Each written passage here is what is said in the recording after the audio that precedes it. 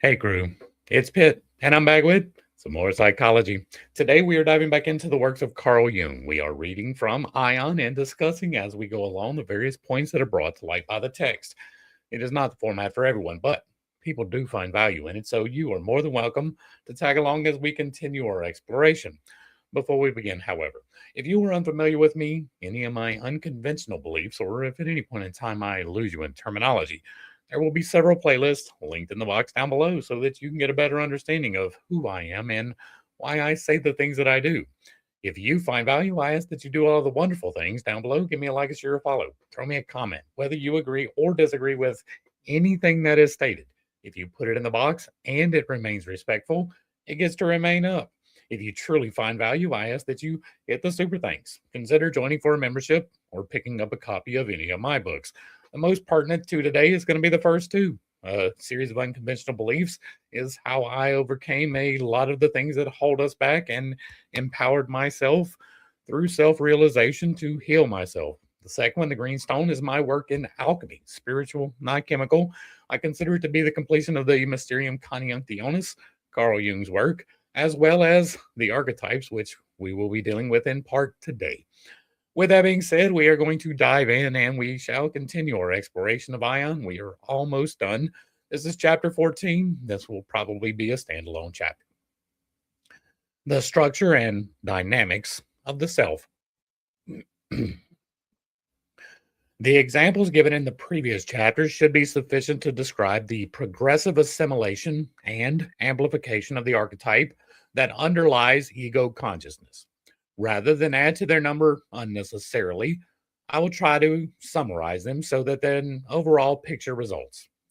From various hints dropped by Hippolytus, it is clear, beyond a doubt, that many of the Gnostics were nothing other than psychologists. Uh, that is true for most of the people who were following the mysteries writ large, right? In our exploration of the alchemical texts, what we saw was that it was very, very often plainly stated this is not about the chemicals. This is about philosophy. This is about discovery of self. This is about the journey of assimilating the shadow. All of the things that we talk about now, they talked about then. They just had to use slightly different language to do it. And so, indeed, they were the precursors to psychologists. Now, I am not fully convinced that psychologists have a very good grasp on it today. It was probably a little bit better in the 1500s. Thus, and back to the text. Thus, he reports them as saying that the soul is very hard to find and to comprehend. Not if you got the keys. And that knowledge of the whole man is just as difficult.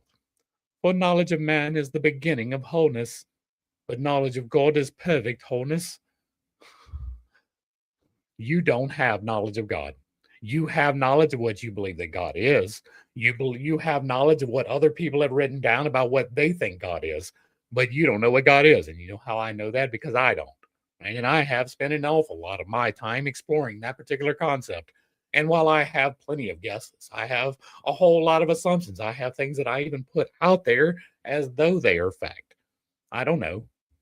Nobody knows. Nobody knows God. Nobody has met God face to face. Nobody has received direct instructions from God on any particular thing whatsoever. God has never manifested inside of the creation in fullness to speak to anyone. You get to hear the voice of inspiration within yourself. That is the voice of God. But you get to hear both sides of that, and you get to decide which one to listen to. And so, knowledge of God being the perfect wholeness, sure, will never attain it. Nobody, let me repeat that.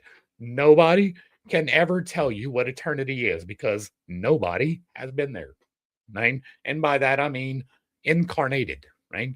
You can have a near death experience. I've had a couple. That doesn't mean that you know exactly what's on the other side. That just means that your brain reacted in a way that makes you think that you do. And we can lend weight to those things when they correlate independently. Absolutely. But that does not mean that any particular manifestation of that experience is the absolute truth. Anyone, anyone that tells you that they have the absolute truth about God is a liar. Back to the text. Clement of Alexandria says in the Pedagogus, Therefore, as it seems, it is the greatest of all disciplines to know oneself. For when one man knows oneself, knows himself, he knows God. That is a close approximation. And Mono Amos, in his letter to Theophrastus, writes, seek him from out thyself, and learn who it is that taketh possession of everything in thee, saying, my God, my spirit, my understanding, my soul, my body, and learn whence is sorrow and joy, and love and hate, and waking through one would not, and sleeping through one would not, and getting angry through one would not, and falling in love through one would not, though one would not. And if thou shouldst closely investigate these things, thou wilt find him in thyself, the one and many, like to that little point, for it is in thee that he hath his origin and deliverance. And that is the closest that you can get to truth, right? To claim for yourself that, yes, this is my God, this is my spirit, this is my understanding, and my soul, my body, right? All of that is intrinsically important to self realization, which, by the way, is my firm belief is what God wants in your life for you to realize yourself, to become the best version of you, to be the example, the salt of the earth, even. One cannot help being reminded in reading this text of the Indian idea of the self as Brahman and Atman. For instance, in the Kina Upanishad, by whom willed and directed does the mind fly forth? By whom commanded does the first breath move? Who sends forth the speech we utter here? What God is it that stirs the eye and ear, the hearing of the ear, the thinking of the mind, the speaking of the speech? That which speech cannot express, but by which speech is expressed, which the mind cannot think, by which the mind thinks. Know that as Brahman. I'm going to mess this up. Yajnavalkya defines it as an indirect form of the Brihadaranyaka Upanishad. He who dwells in all beings, yet is apart from all beings, whom no beings know, whose body is all beings, who controls all beings from within. He is yourself, the inner controller, the immortal. There is no other seer but he, no other hearer but he, no other perceiver but he, no other knower but he. He is yourself, the inner controller, the immortal. All else is sorrow. You are a reflection of the divine, right? A very small, tiny sliver of the infinite expanse that is all of creation, narrowed down into one particular ideation of that creation. That is you, right? You are a unique individual. Everyone on the planet is a unique individual. And we are all individually ideations of God. God is expressing himself through the mortal, through you, which is a lens. In Monaeamos, who was called the Arab, Indian influences are not impossible. His statement is significant because it shows that even in the second century, the ego was considered the exponent of an all embracing totality, the self, a thought that by no means all psychologists are familiar with, even today.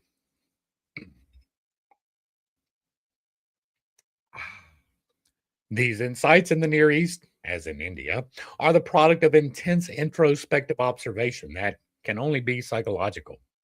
Gnosis is undoubtedly a psychological knowledge whose contents derive from the unconscious. It reached its insights by concentrating on the subjective factor, which consists empirically in the demonstrable influence that the collective unconscious exerts on the conscious mind.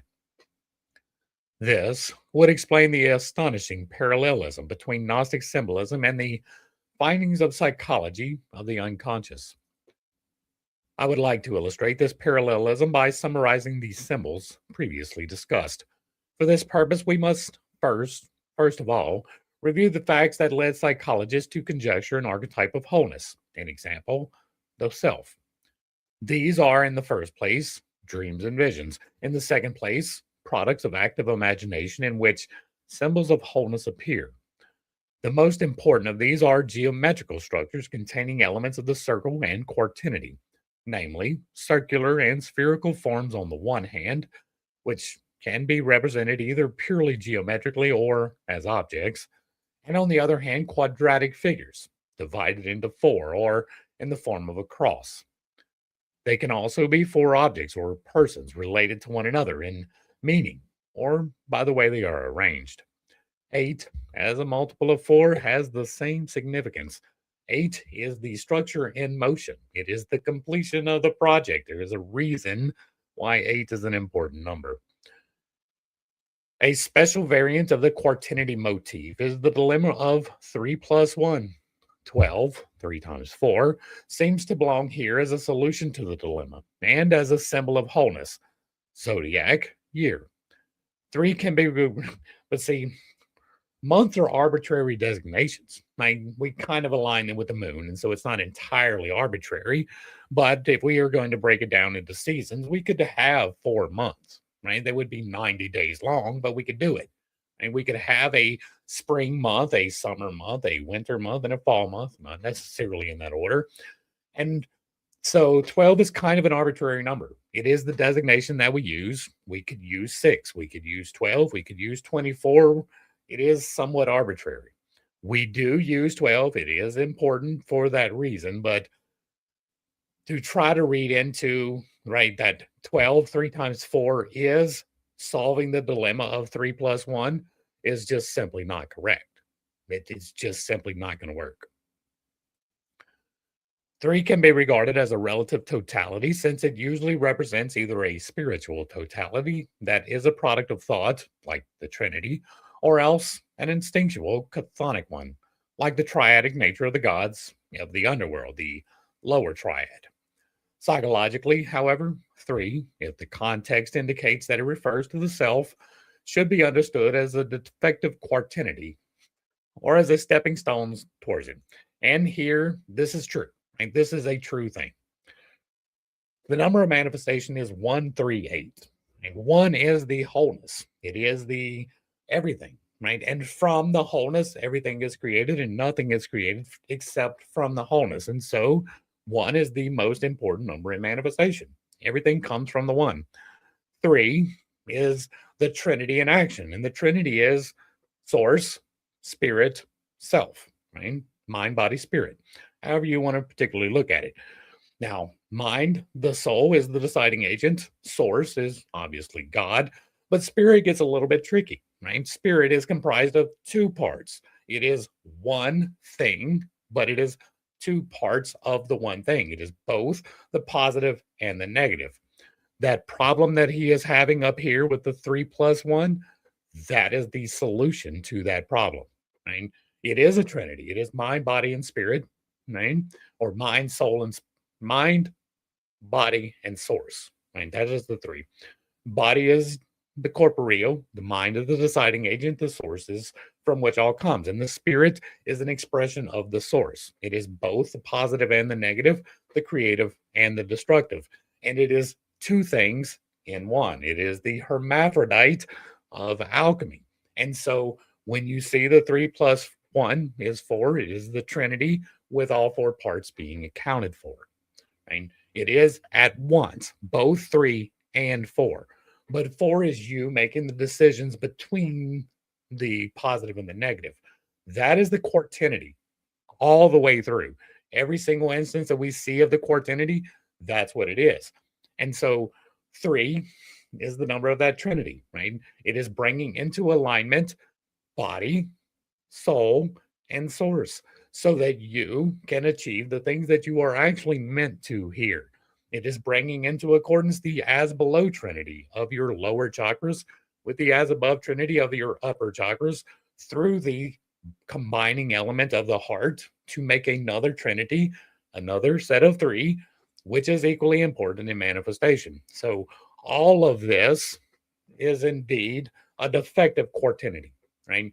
It is a quartinity in that there are 4 elements, but 2 of them are counted as the same. That is the problem that he had, right? That was why he could not finish the Mysterium Conjunctionis. He could not figure out that the spirit is actually positive and negative, right? He was trying to keep it separated into the subconscious and unconscious, but both the subconscious and the unconscious are the processes by which you exist.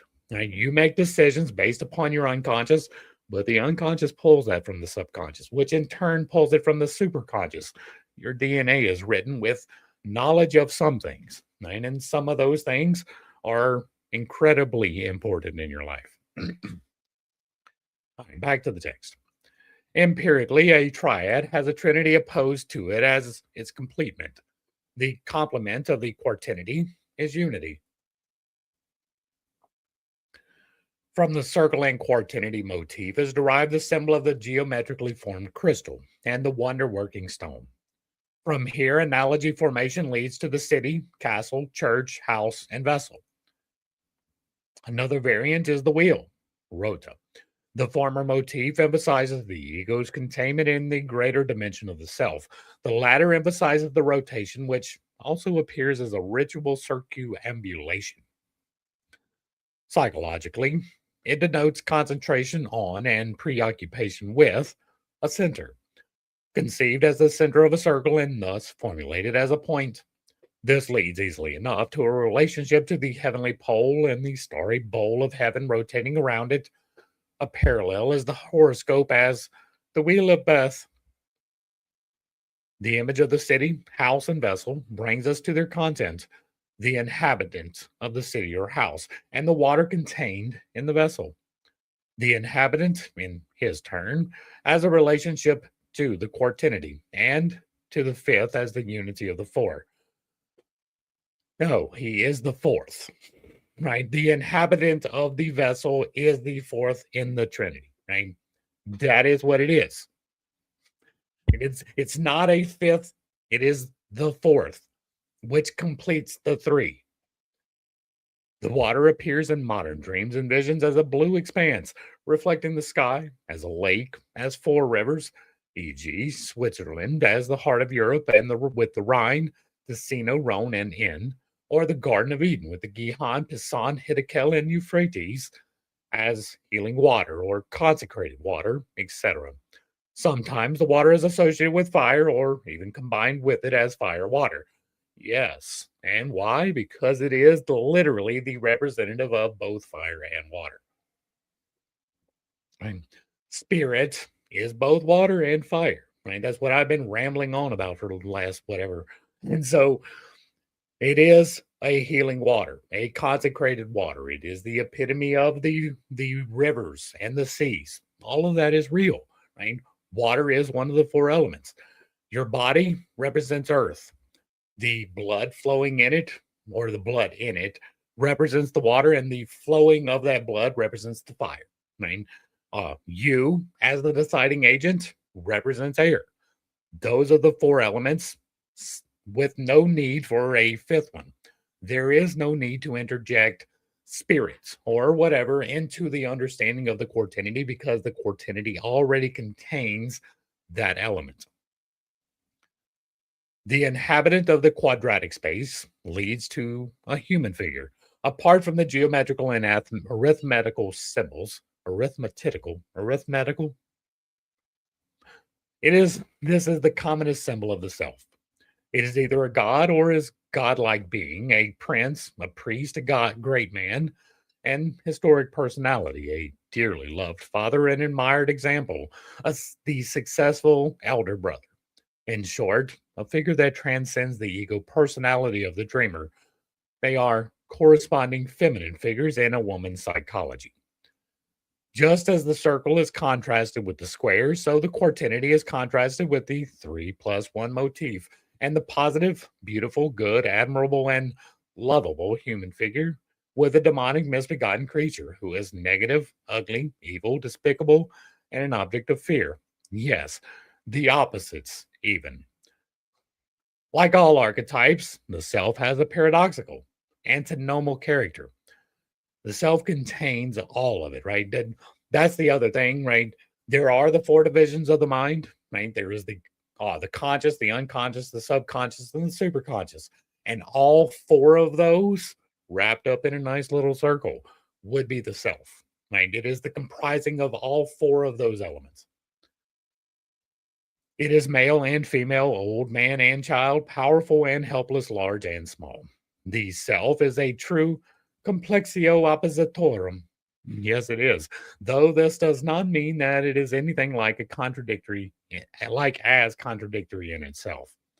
It is quite possible that the seeming paradox is nothing but a reflection of the enantidromian changes of the conscious attitude, which can have a favorable or an unfavorable effect on the whole. The same is true of the unconscious in general, for its frightening figures may be called forth by the fear which the conscious mind has of the unconscious. The importance of consciousness should not be underrated. Hence, it is advisable to relate the contradictory manifestations of the unconscious causally to the conscious attitude, at least in some degree. But consciousness should not be overrated either, for experience provides too many incontrovertible proofs of the autonomy of unconscious compensatory processes for us to seek the origin of these antinomies only in the conscious mind. Between the conscious and the unconscious, there is a kind of uncertainty relationship because the observer is inseparable from the observed and always disturbs it by the act of observation. The observer effect is a real thing. In other words, exact observation of the unconscious prejudices observation of the conscious and vice versa. Thus, the self can appear in all shapes, from the highest to the lowest, inasmuch as these transcend the scope of the ego personality in the manner of a daimyon. It goes on without saying that the self has its theriomorphic symbolism. The commonest of these images in modern dreams are, in my experience, the elephant, horse, bull, bear, white and black birds, fishes, and snakes. Occasionally, one comes across tortoises and snails, spiders, and beetles. The principal plant symbols are the flower and the tree. Of the inorganic products, the commonest are the mountain and the lake, where, yeah, the heights and the stability. Imagine that. Where there is an undervaluation of sexuality, the self is symbolized as a phallus. Undervaluation can consist in an ordinary repression or an overt devaluation. In certain differentiated persons, a purely biological interpretation and evaluation of sexuality can also have this effect. Any such conception overlooks the spiritual and mystical implications of the sexual instinct. These have existed from time immemorial as psychic facts, but are devalued and repressed on rationalistic and philosophical grounds. In all such cases, one can expect an unconscious phallicism by way of compensation. A good example of this is the mainly sexualistic approach to the psyche that is to be found in Freud. 2. Coming now to the Gnostic symbols of the self, we find that the Nicenes of Hippolytus lay most emphasis on the human images of the geometrical and arithmetical symbols of the most important are the quaternity, the ogdoad, the trinity, and unity. And so that is 1, 3, 8, and 4. Here we shall give our attention mainly to the totality symbol of the quaternity, and above all to the symbol mentioned in section 6 of the last chapter, which I would like to call, for short, the Moses Quaternion. We shall consider the second Nicene Quaternion, the one with the four rivers of paradise, which I shall call the Paradise Quaternion. Though differently constituted, the two quaternions express roughly the same idea, and in what follows, I shall not try only to relate them to one another psychologically, but also to bring out their connection with later alchemical quaternary structures. In the course of these investigations, we shall see how far the two quaternions are characteristic of the Gnostic age and how far they can be correlated with the archetypal history of the mind in the Christian Aion. The quaternity and the Moses quaternio, is evidently constructed according to the following schema. Now, if you are only listening, you're not going to be able to understand this, but there is a diamond, and then each one of these points is labeled a little something different. You have the higher atom at the top and the lower atom at the bottom. That is the higher self and the lower self. Jethro, the spiritual father, is going to be the agent of change. He did tell Moses to write the law. Zipporah, the wife of Moses, the daughter of Jethro, should not even be in here. She was not related to the story in any way except by linking Jethro to the story. Right? She played no part whatsoever in the actual story. It would be much better to use Miriam, which was actually his sister, according to the story. Right?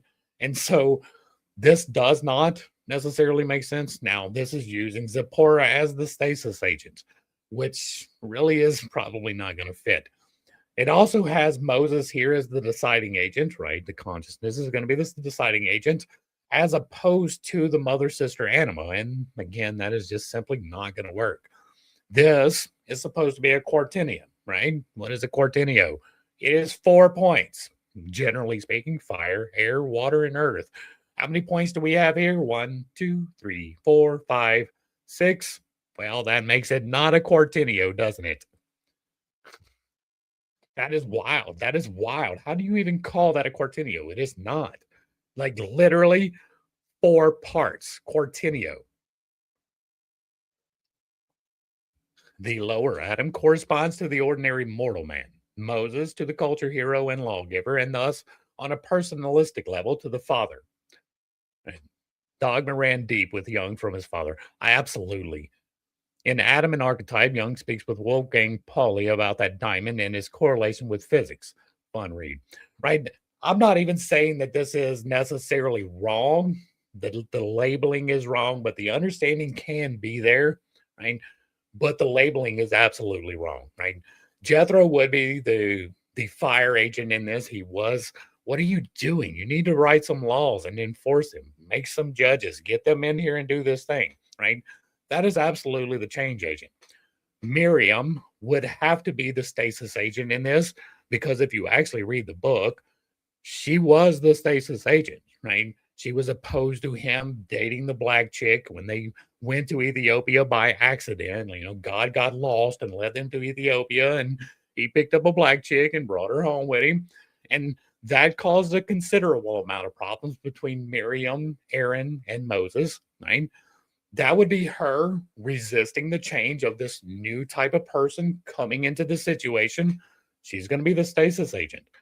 She was really the only stasis agent in the whole story, right? Everything else was really agents of change, right? I mean, you could look at Pharaoh that way, I guess, but or Egypt, but really, really, Zipporah has no point in this whatsoever.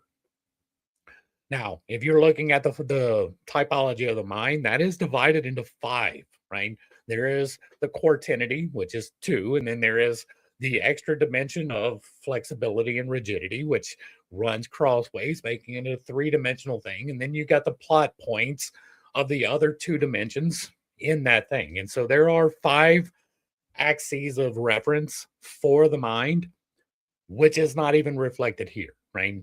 At best, you got 1 from the top to the bottom is 1, across is 2. This would be 3. That is only 3 axes with 6 points. It's not going to work. Right? There's a lot of problems with this. All right, back to the text. Zipporah, as the daughter of a king and priest to the higher mother. A king, you say? Where's the biblical proof on that? Right? She is the daughter of a priest. Jethro is a priest of the Midianites. He is the one that taught Moses how to do magic, if that story has any validity whatsoever, right? And so, yes, priest. Where is the context for king? That's not in the story whatsoever. Not even in the wilder stories of Jasher and that type of stuff, right? That didn't like no, he was not a king. He was a priest. That was explicit in the text. Back to the text. For which the ordinary man, these 2 represent the royal pair, for which Moses corresponds on the one hand to his higher man, and on the other hand to his anima, Miriam. The higher man is synonymous with the spiritual inner man, who is represented in the Quartinio by Jethro. Such is the meaning of the Quartinio when seen from the standpoint of Moses. But since Moses is related to Jethro as the lower Adam, or ordinary man, is to Moses, the Quartinio cannot be understood merely as the structure of Moses' personality, but must be looked at from the standpoint of the lower Adam as well. As a matter of fact, you would be better off to pull Moses' slap out of the whole equation. We then get the following Quartinio: Moses as the culture hero and Zipporah as the higher mother. The lower Adam as ordinary man and Eve as ordinary woman. And again, I'm just going to disagree wholeheartedly with that. From this, we can see that the Nicene Quartinio is, in a sense, unsymmetrical, since it leads to a Cenarius hexad with an exclusively upward tendency. It is closer to the atom than the whole brain. Yeah, yeah, yeah. But really, there's a lot of correlation between the brain and an atom. There really is. Have not fully fleshed that particular thing out, but there are some definite things in that. There may be a video coming on that in a couple of months. Jethro and Miriam have to be added as to the above four as a kind of third story, as the higher counterparts of Moses and Zipporah, who are already talking about being the higher points. We thus get a gradual progression or series of steps leading from the lower to the higher atom. Now, that I can agree with. This psychology evidently underlies the elaborate list of Valentinian syzygies. The lower atom, or somatic man, consequently appears as the lowest stage of all, from which there can be only an ascent.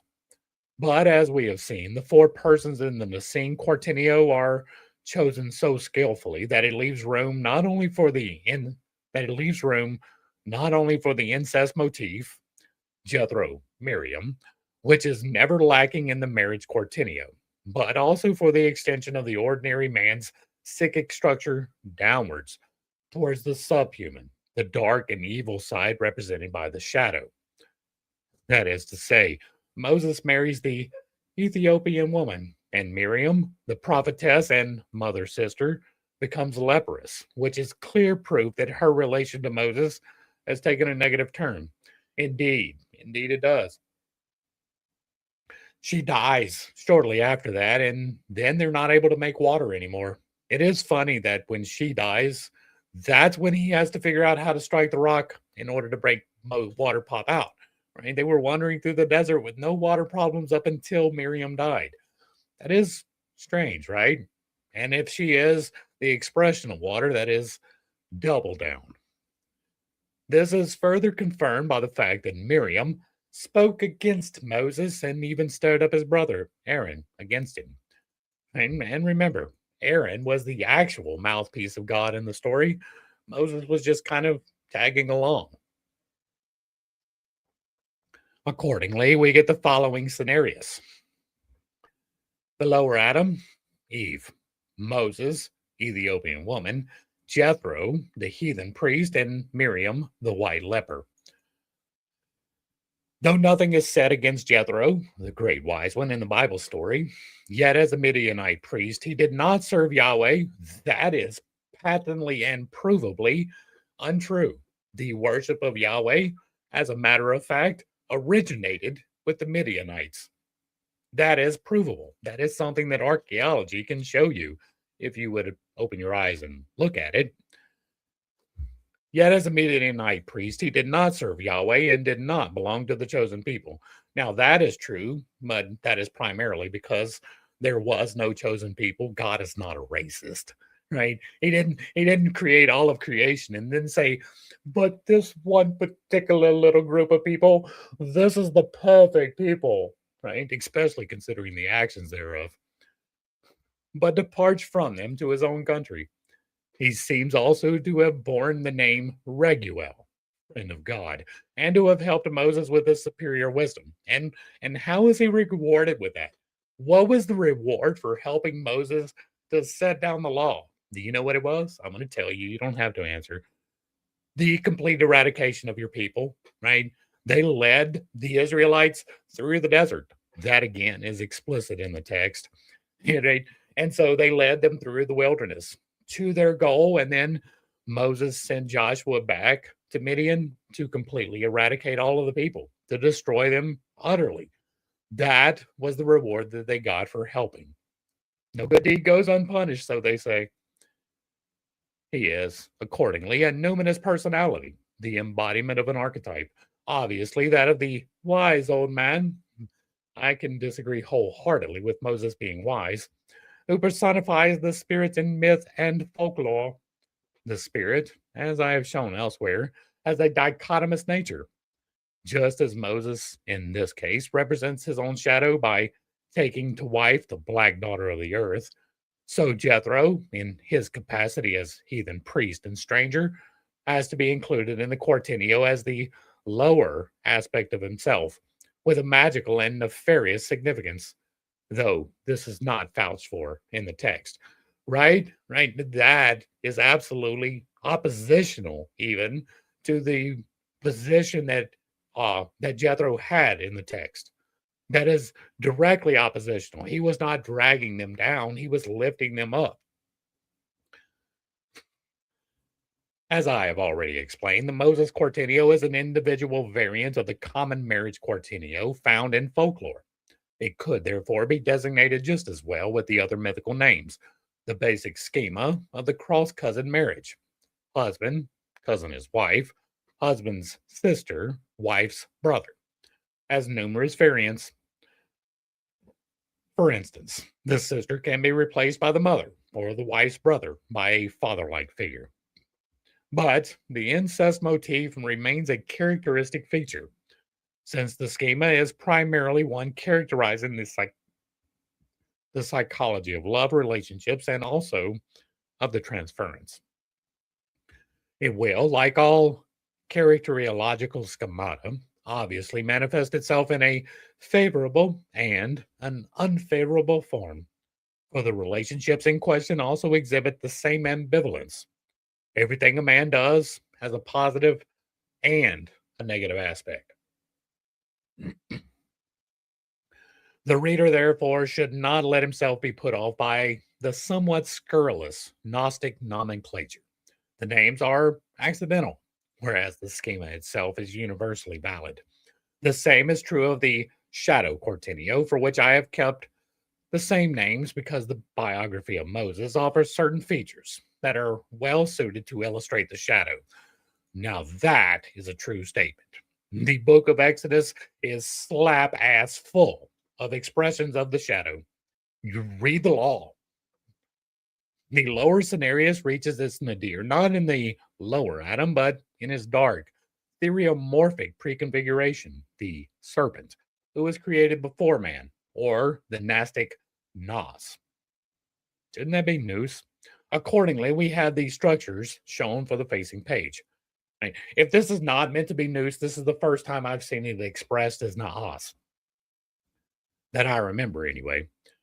This schema is no idle parlor game because the texts make it abundantly clear that the Gnostics were quite familiar with the dark aspect of their metaphysical figures, so much so that they caused the greatest offense on that account.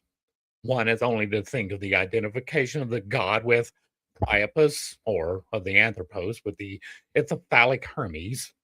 It was, moreover, the Gnostics, in example Basilides, who exhaustively discussed the problem of evil.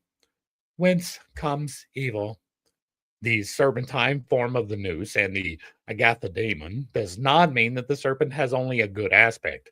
Just as the Apophis serpent was the traditional enemy of the Egyptian sun god, so the devil, that ancient serpent, is the enemy of Christ, the Novus Sol, the good, perfect, spiritual God, was opposed by an imperfect, vain, ignorant, and incompetent demiurge. Right? He was opposing God because he is co equal to God, right? There were akontic powers that gave to mankind a corrupt chirographum handwriting from which Christ had to redeem them. With the dawn of the second millennium, the accent shifted. We have two diagrams, more and more towards the dark side. All right, let's look at the diagrams. We have here the Anthropos Quartinio, which is again 6 points, so not a Quartinio, With Anthropos at the top, we have the higher Jethro, the positive Miriam, the wise Zipporah, the higher Moses, and man, the lower Adam. And we have the Anthropos Quartinio, which does not even label the top point. Then we have the lower Jethro, the negative Miriam, the Ethiopian woman, and Moses as carnal man, and the serpent. Oh, that's the shadow Quartinio. Okay. Yeah. The top one is the Anthropos, the bottom is the shadow. Back to the text. The demiurge became the devil who had created the world, and a little later, alchemy began to develop its conception of Mercurius as the partly material, partly immaterial spirit that penetrates and sustains all things, from stones and metals to the highest living organisms. Mercurius is the expression of spirit, and it is both the positive and the negative. That is why it is expressed as the hermaphrodite. It is both the masculine and the feminine at the same time, neither one being predominant. This is not an entity. This is not a person. This is not a personification. Well, it is kind of a personification of the idea, right? But this is the quartinity. I mean, self is divided into positive and negative, with the deciding factor being you, the deciding factor being the self, the ego. Right? And so, Mercurius is indeed representing both the positive and the negative, the masculine and the feminine. In the form of a snake, he dwells inside the earth, has a body, soul, and spirit, was believed to have a human shape as the homunculus or Homo altus, and was regarded as the chthonic god. He does not have a body, soul, or a spirit. It is the spirit. Right? From this, we can see clearly that the serpent was either a forerunner of man or a distant copy of the Anthropos. And how justified is the equation naos equals nous equals logos equals Christ equals higher Adam? Not. It's not justified.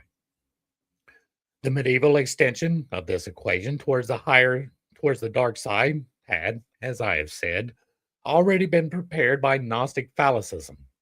This appears as early as the 15th century in the Alchemical Codex Aspernum, 1166, and in the 16th century, Mercurius was identified with Hermes Calenius. 3. It is significant that Gnostic philosophy found its continuation in alchemy. Materia alchema is one of the mothers of modern science, and modern science has given us an unparalleled knowledge of the dark side of matter. It has also penetrated into the secrets of physiology and evolution and made the very roots of life itself an object of investigation.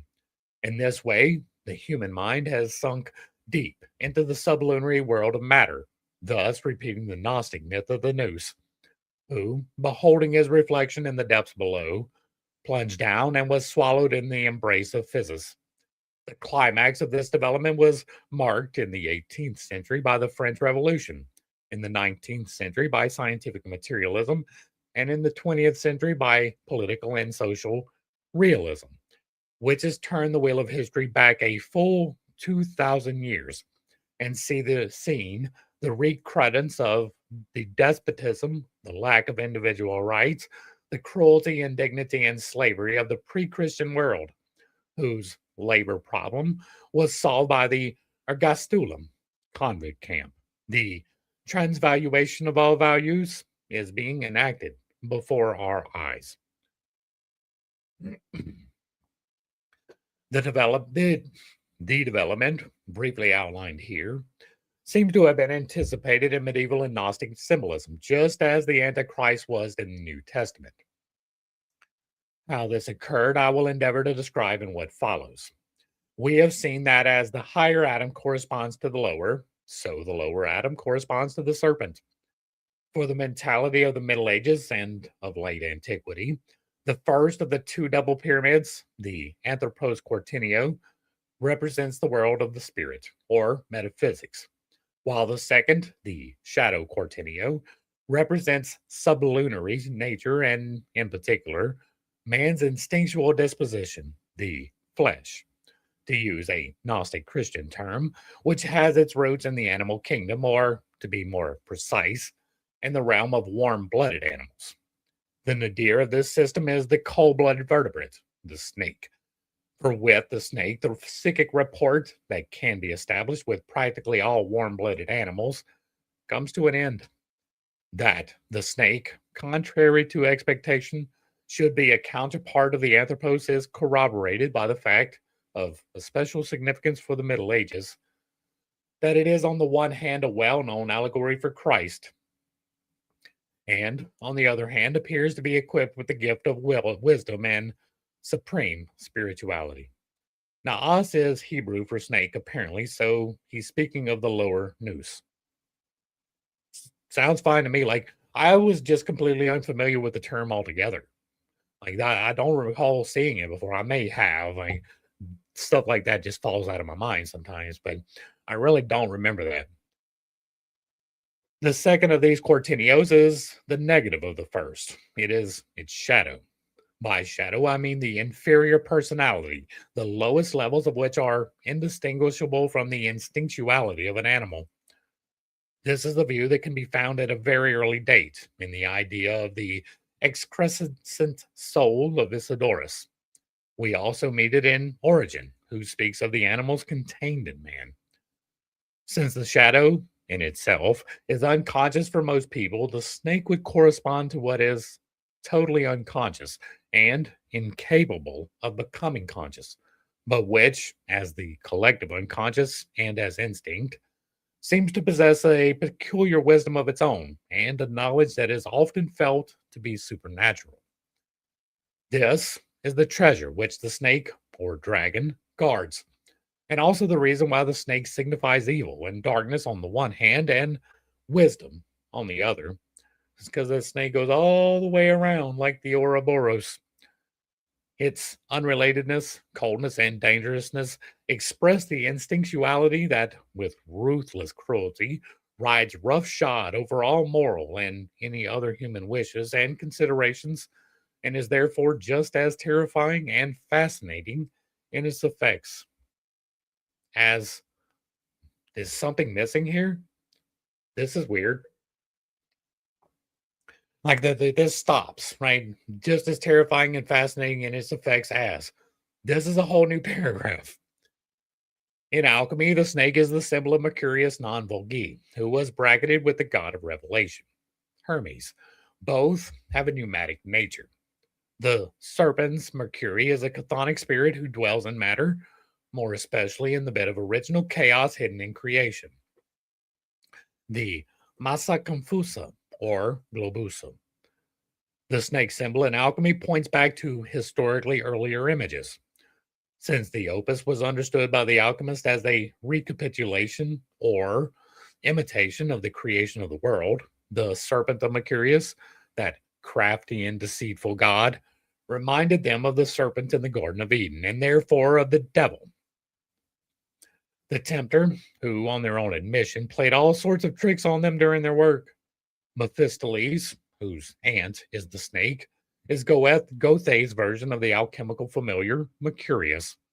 Like the dragon, Mercurius is the slippery, evasive, poisonous, dangerous forerunner of the hermaphrodite, and for that reason, he has to be overcome. For the Essenes, paradise was a quartinity, parallel with the Moses Quartinio and of similar meaning. Its fourfold nature consisted in the four rivers, Pison, Gihon, Hiddekel, and Ferrat. That should be Euphrates, right? The serpent in Genesis is also an illustration of the personified tree numen. Hence, it is traditionally represented in or coiled around a tree. It is the tree's voice, which persuades Eve, in Luther's version, that it would be good to eat of the tree and pleasant to behold that it is a lusty tree. In the fairy tale of the spirits in the bottle, Mercurius can likewise be interpreted as tree numen. In the Ripley scroll, Mercurius appears as a snake in the shape of a Melusina, descending from the top of the philosophical tree, the tree of knowledge. The tree stands for the development and phases of the transformation process, and its fruits or flowers signify the consummation of the work. close. In the fairy tale, Mercurius is hidden in the roots of the great oak tree. An example, in the earth. That is closer to the truth. For it is in the interior of the earth that the mercurial serpent dwells. You, your temple even, is the earth, and hidden inside of it is the spirit. And the ascension of it resembles a snake climbing a tree. These are all true things. For the alchemist, paradise was a favorite symbol of the albedo. Yes, the first or the second step, the regained state of innocence. And the source of its rivers is a symbol of the aqua permanens. For the church, Father's Christ is the source, and paradise means the ground of the soul, from which the fourfold rivers of the Logos bubbles forth.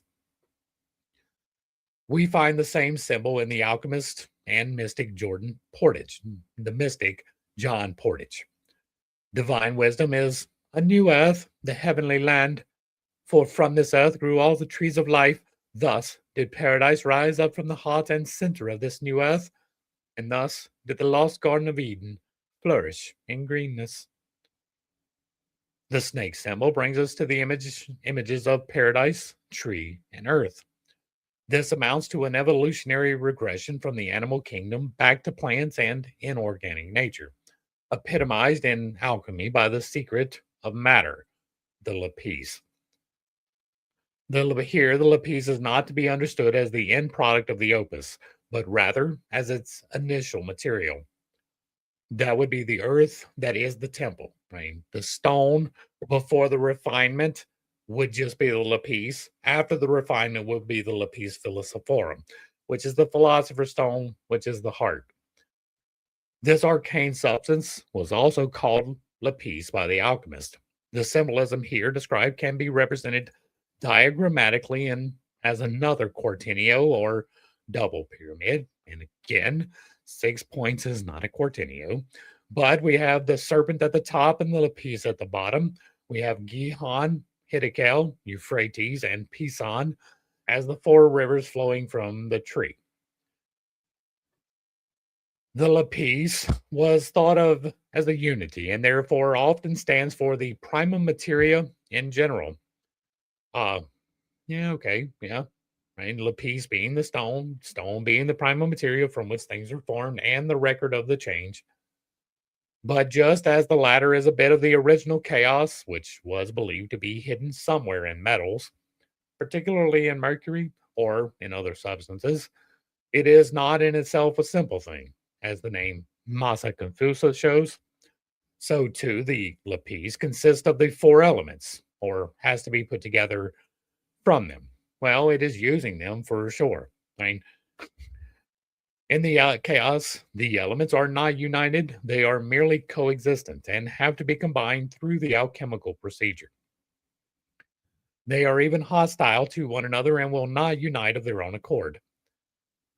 Right? We are, after all, dealing with the conjunction of the opposites, right? The reconciliation of the opposites. They are by nature going to be hostile to one another. Now, in my understanding, we use the quartillo to bring balance through the opposition of the opposites. And there are 8 points of reference. They are linked to the virtues and vices plus an extra one, which makes sense. Good morning, Carnal. Thanks for popping in. Uh, and so they are hostile to one another, and you are through the process of identifying the stasis agents first and primarily, and then using the change agent to bring about the change into the opposites to bring about balance. And the best example is going to be love and wrath at the very bottom, right? And the balance between those is going to be kindness. You can give love to the wrong places. You can definitely put wrath in the wrong places, but you can very rarely apply kindness in the wrong way. It is always good to be kind. It is always good to treat other people as though they are human beings. There may be an occasion where you are required by circumstances to not treat with kindness, but even in that, right, learning a hard lesson is a kindness, even if the application of it is not.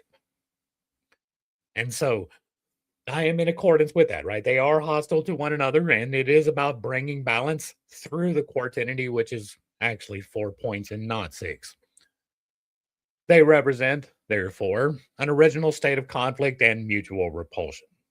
This image serves to illustrate the splitting up or unfolding of the original unity into the multiplicity of the visible world. Out of the split up quartinity, the opus puts together the unity of the lapis in the realm of the inorganic. As the filius macrocosmi and a living being, the lapis is not just an allegory, but is a direct parallel of Christ and the higher Adam, of the heavenly original man, of the second Adam, Christ, and of the serpent. The nadir of this third quartinio is therefore a further counterpart of the anthropos. As already mentioned, the constitution of the lapis rests on the union of the four elements, which in their turn represent an unfolding of the unknowable inchoate state, or chaos.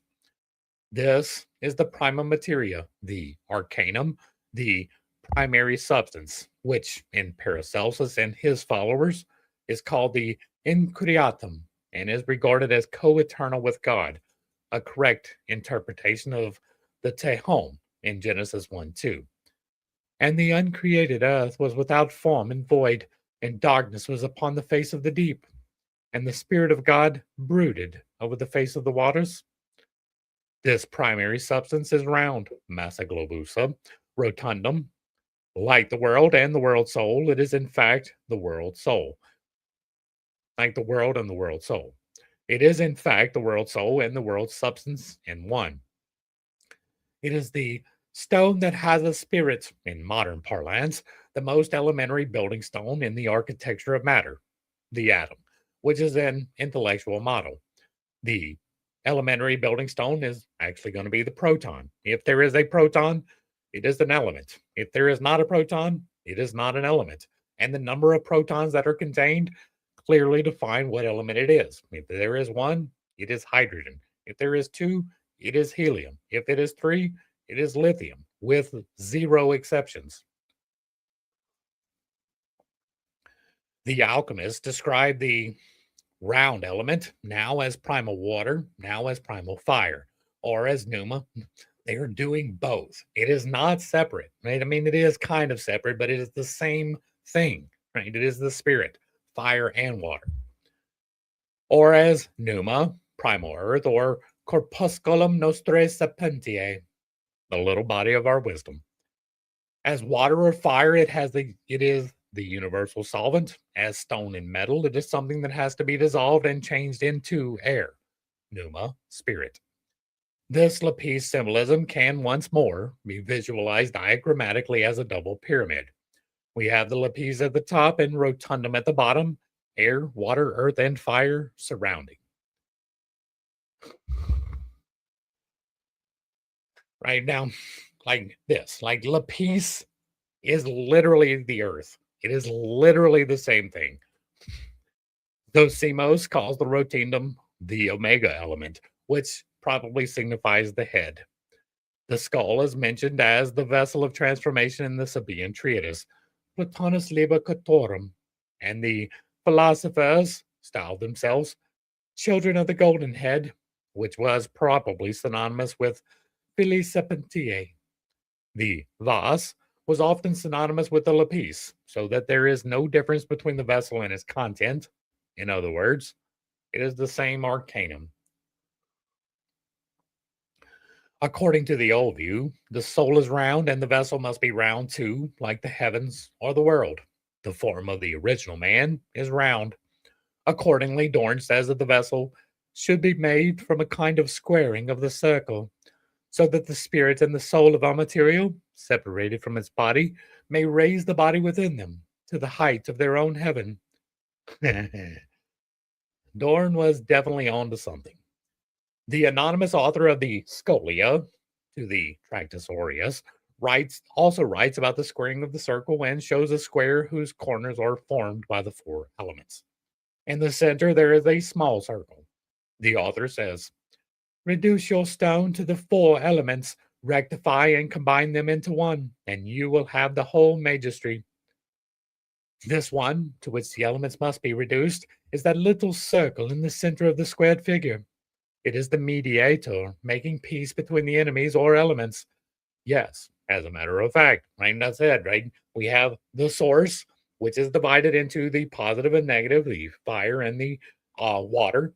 And you, as the fourth element of the quaternion, is the deciding agent. The deciding agent is making peace between the enemies or the elements.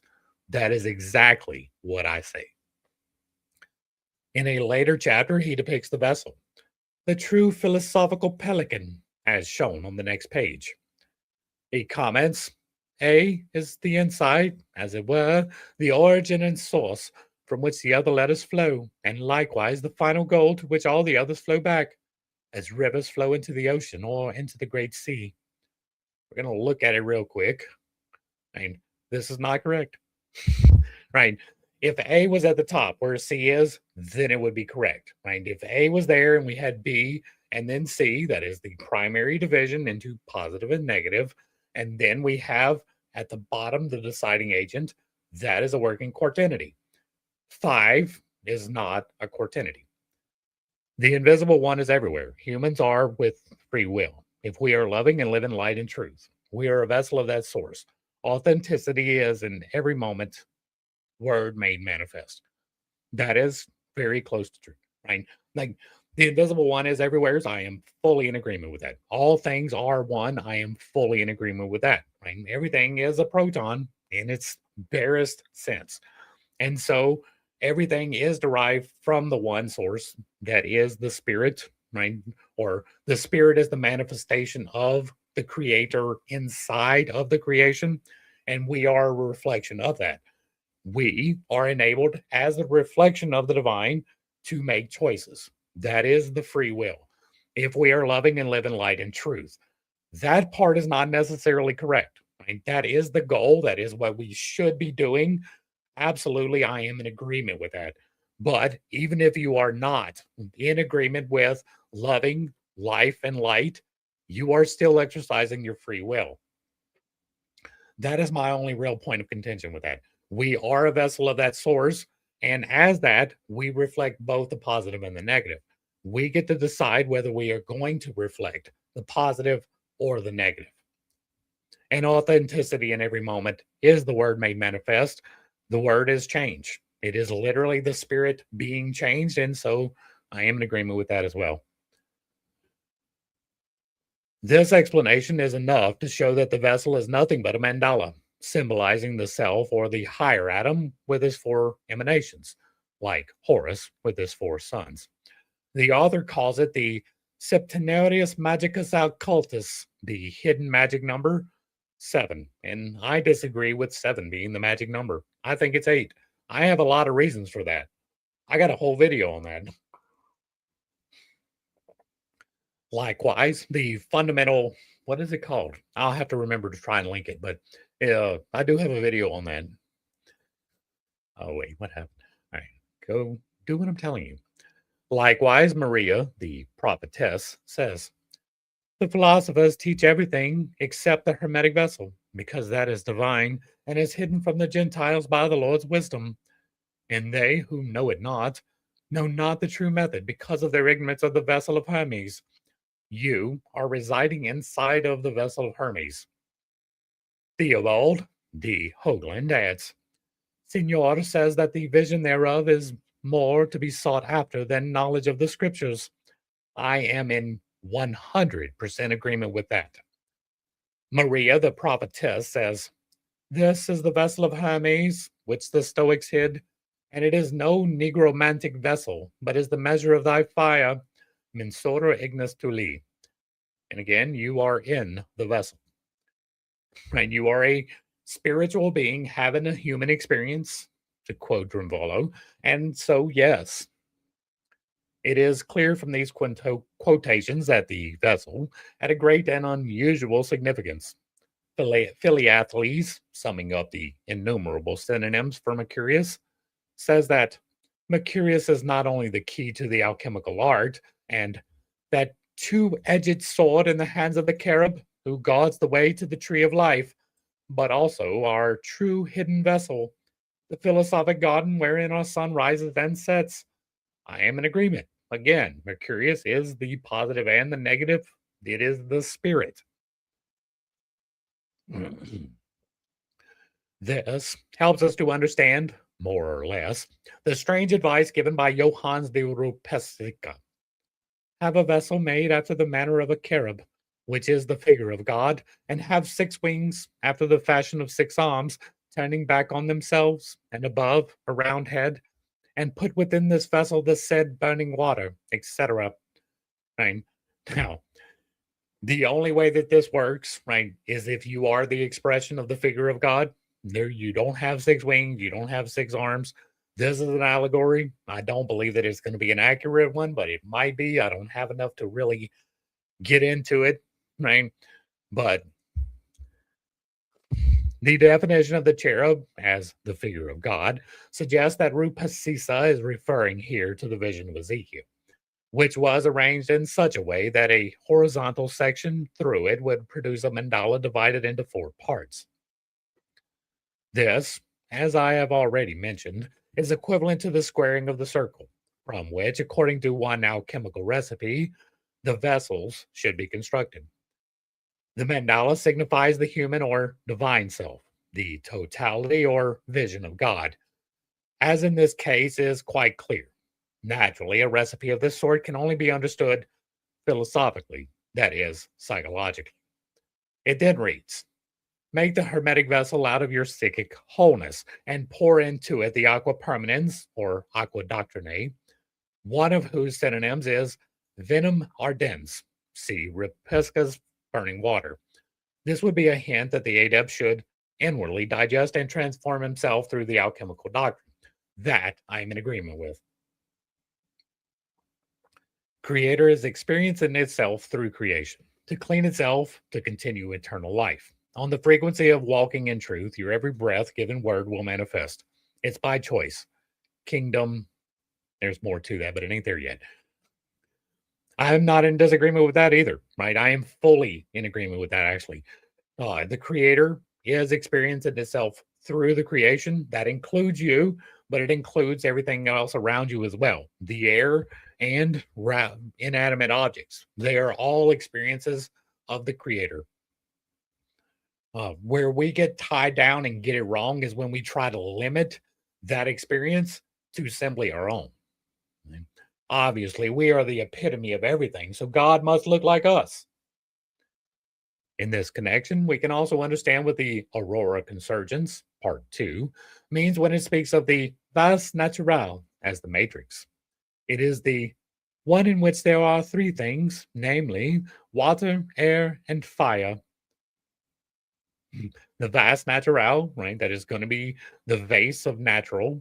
And that would be the earth. And the earth does contain the water, air, and fire. They are 3 glass alembics in which the son of the philosophers is begotten. Therefore, they have named it tincture, blood, and egg. The 3 alembics are an allusion to the Trinity, that this is in fact so can be seen from the illustration on page 249 of the 1588 edition of Pandora, where, beside the 3 alembics immersed in a great cooking pot, there stands the figure of Christ with blood pouring from the lance wound in his breast. The round hermetic vessel in which the mysterious transformation is accomplished is God himself, the Platonic world soul and man's own wholeness. It is therefore another counterpart of the anthropos, and at the same time, the universe in its smallest and most material form. So, it is easy to see why the first attempts to construct a model of the atom took the planetary system as a prototype. 5. The quartinity is an organizing schema par excellence, something like the cross threads in a telescope. It is a system of coordinates that is used almost instinctively for dividing up and arranging a chaotic multiplicity, as when we divide up the visible surface of the earth, the course of the year, or a collection of individuals into groups, the phases of the moon, the temperaments, elements, alchemical colors, and so on. I am not in disagreement with that either. I believe that the quartinity is the framework, right? I didn't even have the definitions when I use the framework to cleanse myself and heal myself through the use of the Holy Spirit. I mean, I didn't even have that framework to work with.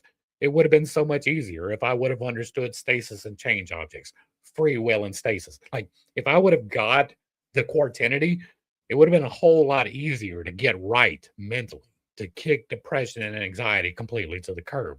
I mean, and I've done that for the most part. I mean, I still have a few issues, but for the most part, I have used this to heal myself in a multitude of ways. Back to the text. Thus, when we come upon a quartinio among the Gnostics, we find in it an attempt, more or less conscious, to organize a chaotic melody of numinous images that poured in upon them. As we have seen, the arrangement took a form that derives from the primitive cross cousin marriage, namely the marriage quartinio. This differs from the primitive form in that the sister exchange marriage has sloughed off its biological character, the sister's husband, no longer being the wife's brother but another close relative, such as the wife's father in the Moses quartinio, or even a stranger. The loss of the cousin and brother attribute is compensated, as a rule, by magical qualities such as more exalted rank, magical powers, and the like, both in the case of the husband's sister and the wife's brother. That is to say, an anima and a mus projection takes place. This modification brings with it a great cultural advance, for the very fact of projection points to a constellation of the unconscious in the husband wife relationship, which means that the marriage has become psychologically complicated. It is no longer a state of mere biological and social coexistence, but is beginning to turn into a conscious relationship. This happens when the original cross cousin marriage becomes obsolete as a result of the further differentiation of marriage classes into a 6, 8, or 12 class system. The cause of the activation of the unconscious that goes hand in hand with this development is the regression of the endogamous tendency, the kinship libido, which can no longer find adequate satisfaction owing to the increasing strangeness of the marriage partner. Besides the marriage quartinio, the Gnostics also used the quartinity of the rivers of paradise as a means of organizing their numerous symbols. There are thus two compensatory attempts in the symbols we have listed to organize the apparently disconnected images. This accords with our experience of a series of pictures produced during active imagination and in chaotic psychic states. In both cases, quartinity symbols appear from time to time. They signify stabilization through order as opposed to the instability caused by chaos and have a compensatory meaning.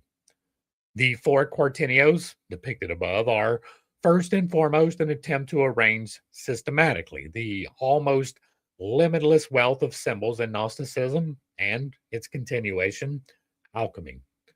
But such an arrangement of principles also proves useful for understanding the individual symbolism of modern dreams. The images we encounter in this field are even more varied and so confusing in their complexity that some kind of organizing schema is absolutely essential. It is advisable to proceed historically. I have taken the Moses Quartinio as a starting point because it derives directly from the primitive schema of the cross cousin marriage. Naturally, this quartinio has only a paradigmatic significance. One could base the system just as easily on any other marriage quartinio, but not on any other quartinity, such as, for instance, Horus and his four sons. The quartinity is not aboriginal enough, for it misses the antagonistic feminine element. It is most important that just the extreme opposites, masculine and feminine, and so on, should appear linked together. This is why the alchemical pairs of opposites are linked together in quartinities, e.g., warm, cold, dry, moist. Applied to the Moses quartinio, the following schema of relationships would result. We have Jethro at the top and Zipporah at the bottom. We have Moses at the left and Miriam on the right. I don't know that I would I don't know that I would say that, but it's kind of arbitrary. But at least this is a quartinity, right? The other ones have not been at all. Whereas the first double pyramid, the Anthropos Quartinio, corresponds to the Gnostic model. The second one is a construction derived psychologically from the first, but based on the data contained in the biblical texts used by the Gnostics. The psychological reasons for constructing a second Quartinio have already been discussed. That the second must be the shadow of the first is due to the fact that the lower atom, the mortal man, possesses a chthonic psyche and is therefore not adequately expressed by a quartinity supraordinate to him. If he were, it would be an unsymmetrical figure, just as the higher atom is unsymmetrical and has to be complemented by the subordinate quartinity related to him, like his shadow or his darker reflection. Now, just as the Anthropos Quartinio finds its symmetrical complement in the lower atom, so the lower atom is balanced by the subordinate shadow Quartinio, constructed after the pattern of the upper one. The symmetrical complement of the lower atom is the serpent. The choice of this symbol is justified, firstly, by the well known association of Adam and the snake. That is not a justification. It is his chthonic demon, his familiar spirit. Secondly, the snake is the commonest symbol for the dark chthonic world of instinct. That is a justification. It may, as frequently happens, be replaced by an equivalent cold blooded animal, such as dragon, crocodile, or fish. But the snake is not just a nefarious chthonic being. It is also, as we have already mentioned, a symbol of wisdom and hints of light, goodness, and healing. Even in the New Testament, it is simultaneously an allegory of Christ and of the devil, just as we have seen that the fish was. Similarly, the dragon, which for us has only a negative meaning, has a positive significance in China and sometimes in Western alchemy too. The inner polarity of the snake symbol far exceeds that of man. It is overt, whereas man is partly latent or potential. The serpent surpasses Adam in cleverness and knowledge and can outwit him. She is older than he and, evidently, equipped by God with a superhuman intelligence, like that Son of God who took over the role of Satan. Just as man culminates above in the idea of light and good God, so he rests below on a dark and evil principle, traditionally described as the devil or as the serpent that personifies Adam's disobedience. Hmm. And just as we symmetrize man by the serpent, so the serpent has its complement in the second Naasin Quartinio, or Paradise Quartinio. Paradise takes us into the world of plants and animals. It is, in fact, a plantation or garden enlivened by animals, the epitome of all the growing things that sprout out of the earth. As Serpens Mercurialis, the snake is not only related to the god of revelation, Hermes, but as a vegetation Newman calls forth the blessed greenness, all the budding and blossoming of plant life. Indeed, this serpent actually dwells in the interior of the earth and is the pneuma that lies hidden in the stone. The earth being you, or the vessel anyway. The symmetrical complement of the earth, then, is the stone as representative of the earth. Here, we enter a later development stage of the symbolism, the alchemical stage, whose central idea is the lapis. Just as the serpent forms the lower opposite of man, so the lapis complements the serpent. It corresponds, on the other hand, to man, for it is not only represented in human form, but even has body, soul, and spirit, and is an homunculus, and as the text show, a symbol of the self. It is, however, not a human ego, but a collective entity, a collective soul, like the Indian Hiranyagarbha, the golden seed. The stone is the father mother of the metals, and hermaphrodite. Though it is an ultimate entity, it is not an elementary, but a composite unity that has evolved. For the stone, we could substitute all those thousand names which the alchemist devised for their central symbol, but nothing different or more fitting would have been said. This choice of symbol, too, is not arbitrary, but is documented by alchemical literature from the 1st to the 18th century. The lapis is produced, as we have already seen, from the splitting and putting together of the four elements from the rotundum. The rotundum is a highly abstract, transcendent idea, which, by reason of its roundness and wholeness, refers to the original man, the anthropos. I would venture to say that the rotundum, not having the full definition, right, just guessing based upon this, would be the circulatory vessel, right? And the circulatory vessel is not just going to be circle, it is going to be sinuous. It is going to make the Ouroboros as it transcends through the 8 points of check. That is a thing. And so it's not necessarily just around us, right? The figure 8 is a symbolization of the Ouroboros. The Ouroboros is the circulation of the opposites.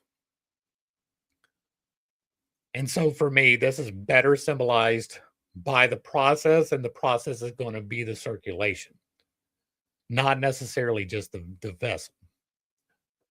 Back to the text. Accordingly, our four double pyramids would arrange themselves in a circle and form the well-known Ouroboros.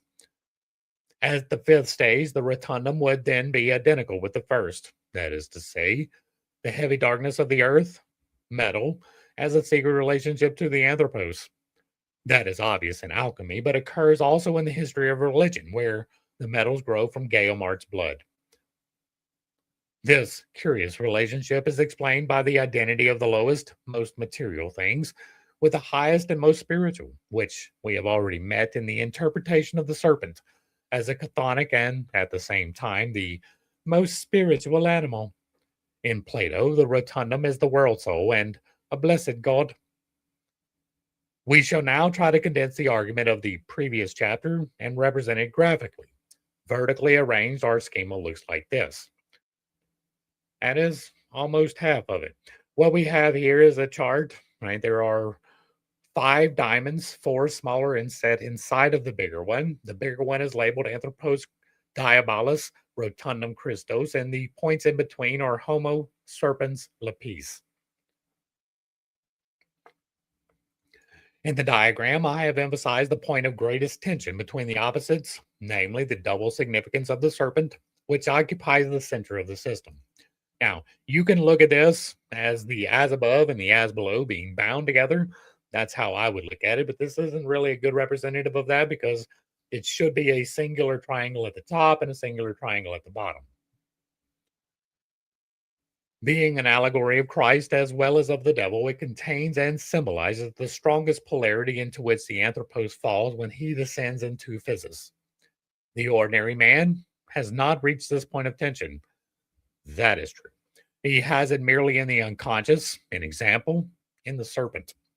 In the lapis, the counterpart of man, the opposites are, so to speak, united, but with a visible seam or structure, suture, as in the symbol of the hermaphrodite. That is the 8 points of balance. This mars the idea of the lapis just as much as the all too human element mars Homo sapiens. In the higher atom and in the rotundum, the opposition is invisible, but presumably the one stands in absolute opposition to the other. And if both are identical as indistinguishable transcendental entities, this is one of those paradoxes that are the rule. A statement about something metaphysical can only be antinomial. The arrangement of the Ouroboros gives the following picture, and that is a closer approximation. Here we have the Anthropos rotundum with Homo as the down cycle, serpens at the bottom, and Lepis as the up cycle. This arrangement shows the stronger tension between Anthropos rotundum and serpens on the one hand, and the lesser tension between Homo and Lepis on the other, expressed by the distance of the points in question from one another. The arrows indicate the descent into physis and the ascent towards the spiritual. The lowest point is the serpent. The lapis, however, though of decidedly material nature, is also a spiritual symbol, while the rotundum connotes a transcendent entity symbolized by the secret of matter and thus comparable to the concept of the atom. The antinomial development of the concepts is in keeping with the paradoxical nature of alchemy. The lapis quartinity, which is a product of alchemical gnosis, brings us to the interesting physical speculations of alchemy. In the Scrutinium Chemicum, 1687, of Michael Meyer, there is a picture of the four elements as four different stages of fire. As the picture shows, the four spheres are filled with fire. The author comments with the following verses. I am not going to read the Latin. From this, we learn that the lowest sphere corresponds to Vulcan, the earthly fire, the second to Mercurius, the vegetative life spirit, the third to the moon, the female psychic principle, and the fourth to the sun, the male spiritual principle. It is evident from Meyer's commentary that he is concerned, on the one hand, with the four elements, and on the other, with the four kinds of fire which are responsible for producing different states of aggregation. His ignis elementis re et nomine would, according to its place in the sequence, correspond to Vulcan, the fire of Mercurius to air, the third fire to water and the moon, and the fourth, which would correspond to the sun, he calls Tereus, earthly. That is not, like, I wouldn't put it in that order, but it is not outside of my understanding. According to Ripley, whom Meyer quotes, the ignis elementis is the fire which lights wood. It must therefore be the ordinary fire. The sun fire, on the other hand, seems to be the fire in the earth, which today we would call volcanic, and corresponds to the solid state of aggregation, Tereus. We thus get the following series. I'm not going to read this, right? You are free to come back. The link is provided down below. I'm not going to read through its Latin and its chart. So the remarkable thing about this paralleling of states of aggregation with different kinds of fire is that it amounts to a kind of phlogistian theory. Not, of course, explicit, but clearly hinted at. Fire is peculiar to all the states of aggregation and is therefore responsible for their constitution. This idea is old and can be found as early as the Turba, where Darius says, these sulfurs are four souls, anime, which were hidden in the four elements. Here, the active principle, anima, is not fire, but sulfur. Sulfur is synonymous with fire. Right? In the alchemical text, that too has been proved time and time again. But it is all like there are two sulfurs, right? So it is synonymous with spirit. Right? There is white sulfur and there is black sulfur. That is explicit in pretty much all of the alchemical texts that are bearing, right? Not the ones that are telling you that you're actually going to create gold from lead, right? But the ones that are telling you that it is philosophy, they do describe this very often. There is either white and black or white and red sulfur, and they signify fire and water. Right? They are the exact same as the positive, negative, masculine, feminine, Mercurius. It is the exact same thing. And so it is not fire, right? But it is sulfur, which one expression of is fire. Morning garden. Back to the text. The idea, however, is the same, namely that the elements or states of aggregation can be reduced to a common denominator. Heat. Heat is the common denominator. Today, we know that the common factor to antagonistic elements is molecular movement, which is an expression of heat, and that the states, I've got to find it. Where are we going? Right. That the states of aggregation correspond to different degrees of this movement. All right, let's go look at this diagram real quick, this picture. Where to go? Where are we at? My computer is acting funny. I guess it's because of the blank pages. Here we have the four elements. It's showing what it was talking about, right? This is four different fires contained in four different spheres. Okay. Molecular movement, in its turn, corresponds to a certain quantum of energy. Energy is heat. So that the common denominator of the elements is energy or heat. One of the stepping stones to the modern concept of energy is Stahl's phlogistian theory, which is based on the alchemical premises discussed above. We can see in them, therefore, the earliest beginnings of a theory of energy. The phlogistian theory, adumbrated by the alchemist, did not get as far as that, but it points unmistakably in that direction. Moreover, all the mathematical and physical elements from which a theory of energy could have been constructed were known in the 17th century. I would say they were known much, much sooner than that. Plato was describing them in his works. And if you don't understand that, I have a playlist for that. Energy is an abstract concept, which is indispensable for exact description of the behavior of bodies in motion. In the same way, bodies in motion can only be apprehended with the help of the system of space-time coordinates. That is true.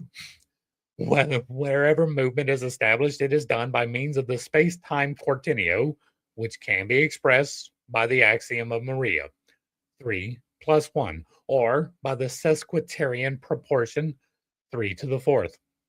This quaternion could therefore replace that of the four elements, where the unit that corresponds to the time coordinate, or the fourth in the alchemical series of elements, is characterized by the fact that one element has an exceptional position, like fire or earth. The exceptional position of one of the factors in a quaternity can be expressed by its duplex nature. For instance, the fourth of the rivers of paradise, the Euphrates, signifies the mouth through which food goes in and prayers go out, as well as the logos. In the Moses Quaternion, the wife of Moses plays the double role of Zipporah and the Ethiopian woman. If we construct a quaternity from the divine equivalent of Meyer's four elements, Apollo, Luna, Mercurius, Vulcan, we get a marriage quaternion with a brother-sister relationship. In alchemy, Mercurius is male-female. This frequently appears as a virgin too. Yes, it is the epitome of both masculine and feminine. It is the only real hermaphrodite. This characteristic, three, and I'm not talking about biology, right? 3 plus 1 or 3 to the fourth. It also apparent in space-time quaternion. We have two parallelograms here. The top one is Apollo, Luna, Vulcan, Mercurius. And then we have height, width, depth, and time. Mercurius is not going to be good for this, right? Mercurius is dual natured, therefore it is 2 points. It cannot be a singular point. And you're even referring to it as the duplex. How does that even make sense? If we look at this quaternion from the standpoint of the dimensionality of space, then time can be conceived as a fourth dimension. It is indeed. Thought is the fifth one. But if we look at it in the terms of the three qualities of time, past, present, and future, then static space, in which changes of state occur, must be added as a fourth term. In both cases, the fourth represents an incommensurable other that is needed for their mutual determination. Thus, we measure space and by time and time by space. The other, the fourth, corresponds in the Gnostic quaternities to the fiery god, the fourth by number to the dual Euphrates, river, and logos, to the fire in the alchemical quaternion of elements, to Mercurius duplex and Meyer's quaternion of gods, and in the Christian quaternity, if such an expression be permitted, to Mary or the devil. These two incompatible figures are united in the Mercurius duplex of alchemy. Are they incompatible? That's a question. The space-time quaternion is the archetypal sine qua non for any apprehension of the physical world. Indeed, the very possibility of apprehending it. It is the organizing schema par excellence among the psychic quaternities. In its structure, it corresponds to the psychological schema of the functions. I have playlists for that too. The 3 to 1 proportion frequently occurs in dreams and in spontaneous mandala drawings. A modern parallel to the diagram of quaternities arranged on top of one another, see footnote paragraph 390, coupled with the idea of ascent and descent, can be found among the illustrations to my paper on mandala pictures. The same idea also appears in the pictures relating to a case described there at some length and dealing with the vibrations that formed nodes. Each of these nodes signified an outstanding personality, as was true also of the picture in the first case. A similar motif may well underlie the representation of the Trinity, here appended, plate 2, from the manuscript of a treatise by Joachim of Flora. I would like, in conclusion, to mention the peculiar theory of world creation in the Clementine homilies. In God, Pneuma and Soma are one. When they separate, Pneuma appears as the sun and Akon of the future Aion, but Soma, actually substance or matter, divides into four, corresponding to the four elements, which were always solemnly invoked at initiations. From the mixing of the four parts, there arose the devil, the Akon of this Aeon, and the psyche of this world. Soma had become sickized. God rules this world as much through the devil as through the sun, for both are in his hands. God unfolds himself in the world in the form of syzygies, paired opposites, such as heaven and earth, day and night, male, female. The last term of the first series is the Adam Eve syzygy. At the end of this fragmentation process, there follows the return to the beginning, the consummation of the universe, through purification and annihilation. Anyone who knows alchemy can hardly avoid being struck by the likeness which pseudo Clement's theory bears to the basic conceptions of the alchemist, if we disregard its moral aspects. Now, I am not familiar with pseudo Clement, right? But there is definite moral aspects in spiritual alchemy. There are 8 checkpoints. I have detailed them rather extensively. And we will be getting into more videos of that soon. Thus, we have the hostile brothers, Christ and the devil, who were regarded as brothers in the Jewish Christian tradition. The tetrameria into 4 parts or elements, the paired opposites and their ultimate unity, the parallel of the lapis and mercurius with Christ, and because of the snake and dragon symbolism, also with the devil. And finally, the figure of mercurius duplex and of the lapis, which unites the opposites indivisibly in itself. That is the truest thing we've read so far. If we look back over the course our argument has taken, we see at the beginning of it 2 Gnostic quaternities, one of which is superordinate and the other subordinate to man, namely the positive Moses or Anthropos Quaternion and the Paradise Quaternion. It is probably no accident that Hippolytus mentioned, we got some more to scroll through. Wait, and something's missing. Hold on, I'm going to try and find it. All right. It is probably no accident that Hippolytus mentions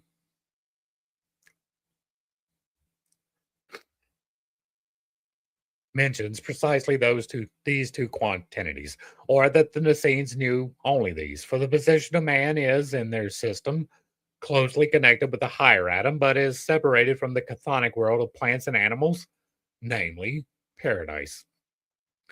Only through his shadow has he a relationship to the serpent with its dual meaning.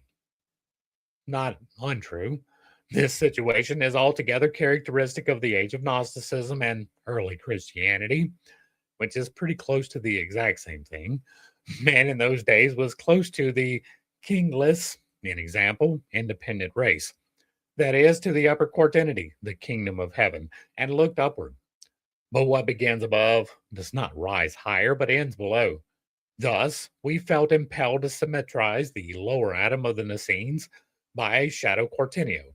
For just as he cannot ascend direct to the higher atom, since the Moses quaternion lies in between, so we have to assume a lower shadowy quaternity corresponding to the upper one, lying between him and the lower principle, the serpent. This operation was obviously unknown in the Gnostic age because the unsymmetrical upward trend seemed to disturb nobody. That's because it's the first freaking step. If, therefore, we insert between man and serpent a quaternity not mentioned in the text, we do so because we can no longer conceive of a psyche that is oriented exclusively upwards and that is not balanced by an equally strong consciousness of the lower man. This is a specifically modern state of affairs and in the context of Gnostic thinking, an obnoxious anachronism that puts man in the center of the field of consciousness where he had never consciously stood before. Only through Christ could he actually see this consciousness mediating between God and the world, and by making the person of Christ the object of his devotions, he gradually came to acquire Christ's position as mediator. Through the Christ crucified between the two thieves, man gradually attained knowledge of his shadow and its duality. This duality had already been anticipated by the double meaning of the serpent. Just as the serpent stands for the power that heals as well as corrupts, so one of the thieves is destined upwards, the other downwards. And so likewise the shadow is on the one side, regrettable and reprehensible weakness, and on the other side, healthy instinctivity and the prerequisite for higher consciousness. Thus, the shadow quartinio that counterbalances man's position as mediator only falls into place when that position has become sufficiently real for him to feel his consciousness of himself or his own existence more strongly than his dependence on and governance by God.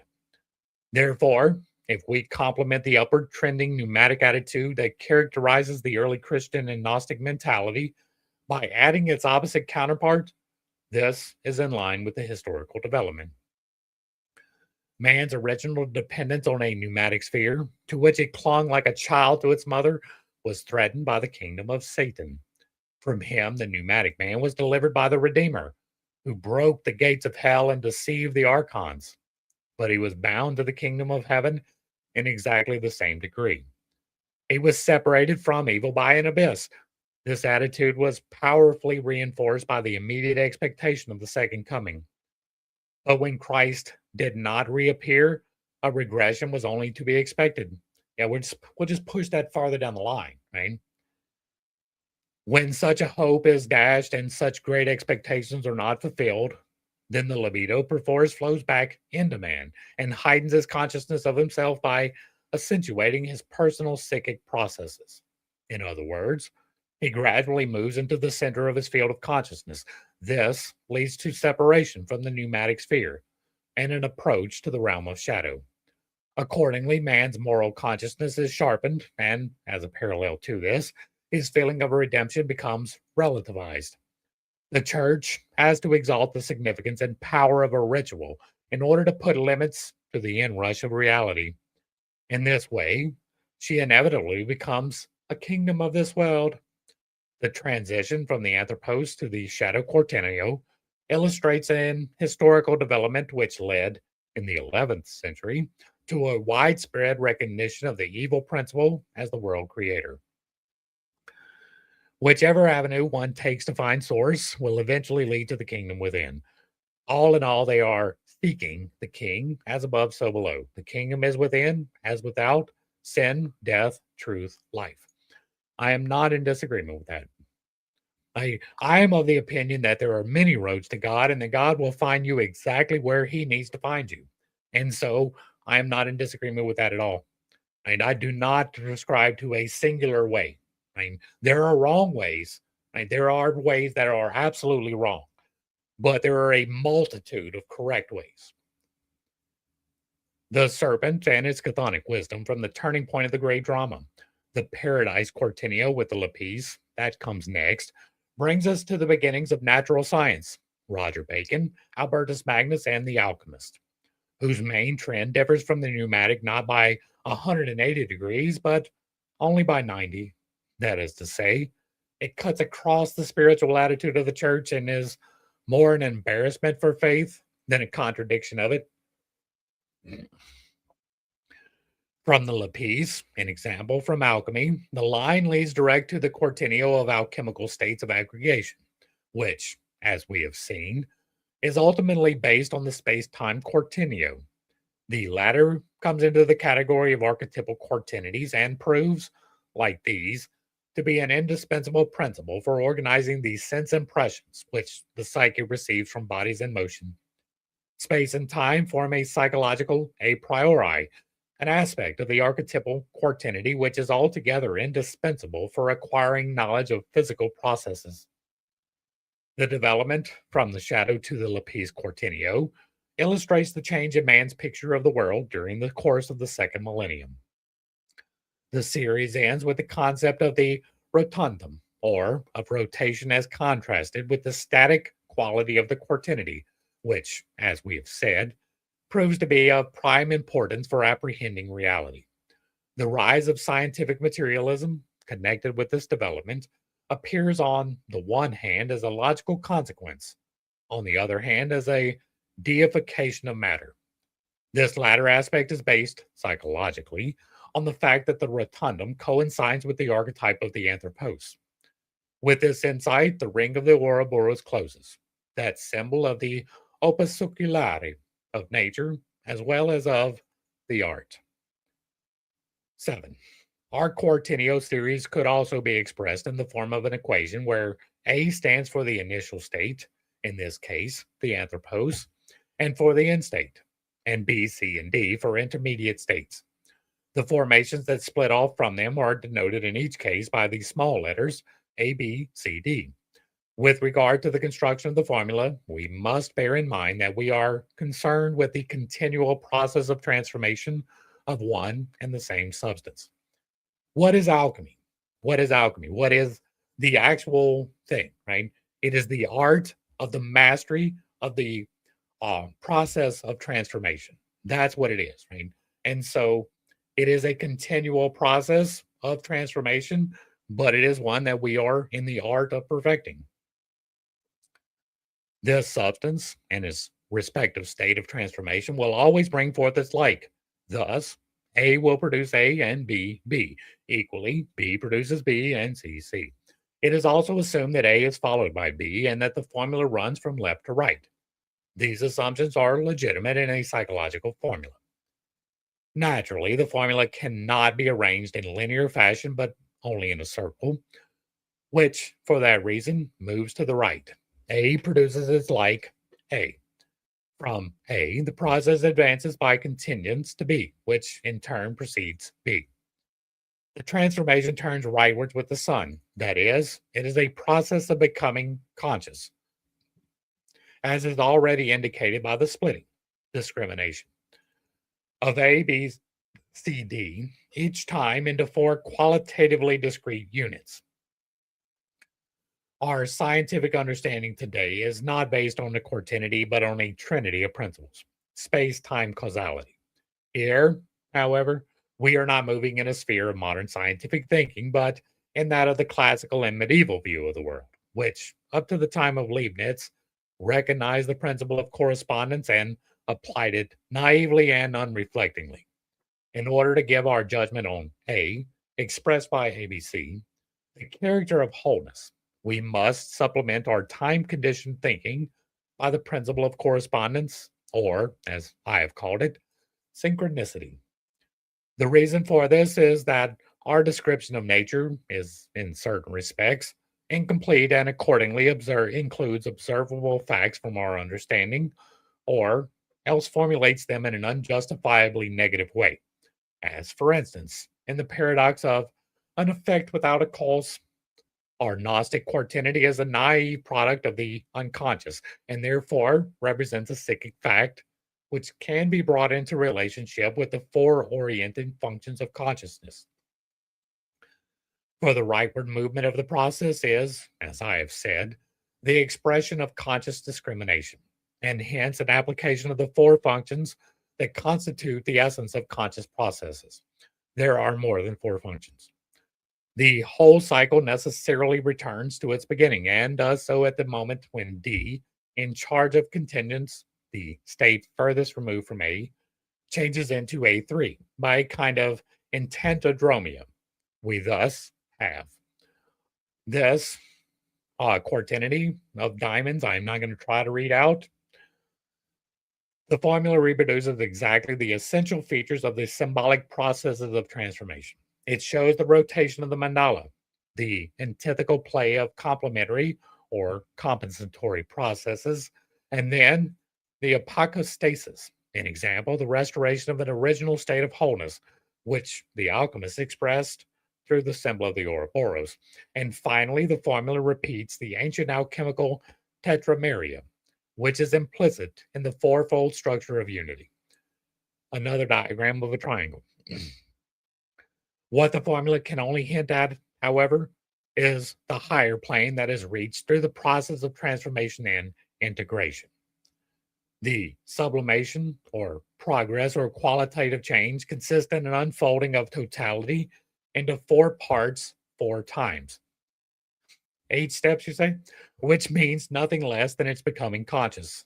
When psychic contents are split up into four aspects, it means that they have been subjected to discrimination by the four orienting functions of consciousness. Only the production of these four aspects makes a total description possible. The process depicted by our formula changes the originally unconscious totality into a conscious one.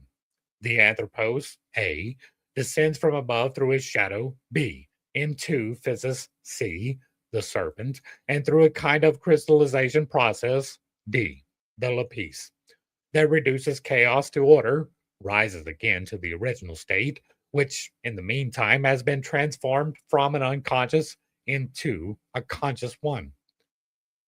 Consciousness and understanding arise from discrimination, that is, through analysis, dissolution, followed by synthesis, as stated in symbological terms by the alchemical dictum solve et coagula, dissolve and coagulate. Yes, the correspondence is represented by the identity of the letters A, A1, A2, A3, and so on. That is to say, we are dealing all the time with the same factor, which in the formula merely changes its place, whereas psychologically its name and quality change too. At the same time, it becomes clear that the change of place is always an entantiodromian change of situation, corresponding to the complementary or compensatory changes in the psyche as a whole. It was in this way that the changing of the hexagrams in the I Ching was understood by the classical Chinese commentators. Every archetypal arrangement has its own numinosity, and as is apparent from the very names given to it. Thus, A to D is the kingless race. A1 to D1 is the shadow quartenio, which is annoying because it stands for the all too human being, Nietzsche's ugliest man. Yeah, that's the one that you have to face first if you want to actually achieve something. A2 to D2 is paradise, which speaks for itself. And finally, A3 to D3 is the world of matter. This is going to be getting the virtues in line, right? The first one, the shadow quartenio, is getting your vices in line. Paradise is going to be getting your virtues in line.